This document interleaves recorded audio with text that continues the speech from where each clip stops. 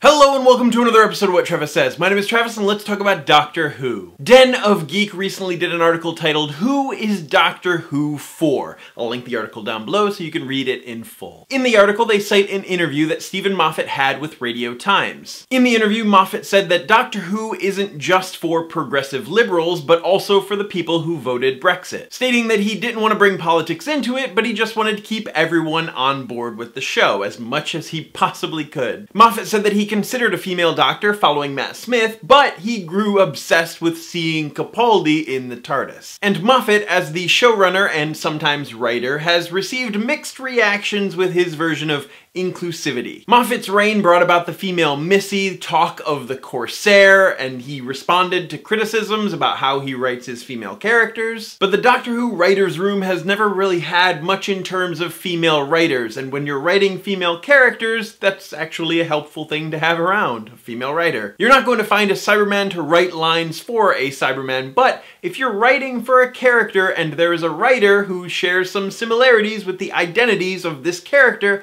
maybe ask that writer for some help. Den of Geek goes on to talk about the idea of representation in media, that it's just as important to have representation in front of the camera as it is behind the camera. Which I think is a very strong point. Diverse representation is important and necessary. Sure, Doctor Who is partly for Brexit voters, for conservatives, but they've had over 50 years of mostly white men in front of the camera and almost exclusively white men behind the camera. They go on to talk about a fan at this year's Long Island Who convention that pointed out something on a panel about the first female Doctor. They said that the people that have a problem with the Doctor being played by a female are probably the people that need to see it the most. Marginalized groups need representation for themselves so that they don't feel like they don't matter. And also so that the majority recognizes that these marginalized groups do in fact exist and they're not just swept under the rug. See, one of the biggest arguments that I hear for keeping the Doctor a male is that the Doctor is a great role model for boys,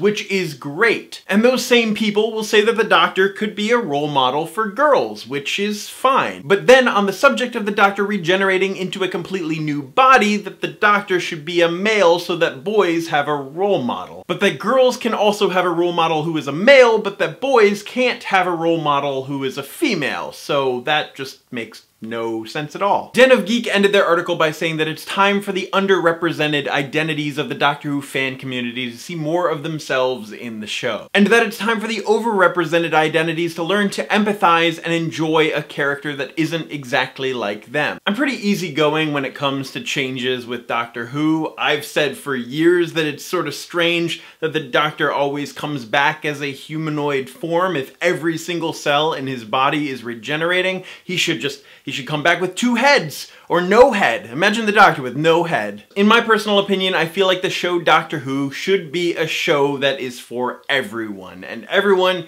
should just, wait and see before they pass judgment on certain changes. Except for changing the sign for the police call box from white with black lettering to black with white lettering. That's gonna take some getting used to. But in the end, Doctor Who is just a television show meant for our enjoyment. So let's try to enjoy it. In the comments down below, let me know who you think Doctor Who is for. It's a very broad question. Which groups do you think are targeted with this show, and what groups should be included in the audience for this show? But as always, my name is Travis. Thank you for listening to what I have to say, and you will see me tomorrow.